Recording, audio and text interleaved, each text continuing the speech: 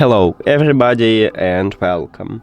In this video I'm going to show you how to pair your Earbuds Happy Plugs Joy with your PC.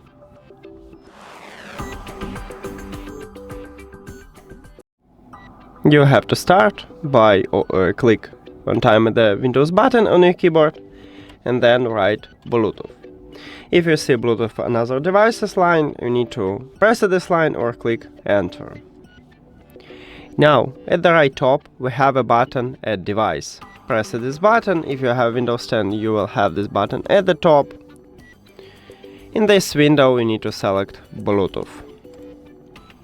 Now, open the charging case, and if your earbuds do not connect it with another devices, they will enter to prank mode automatically, and you will see them at the device list.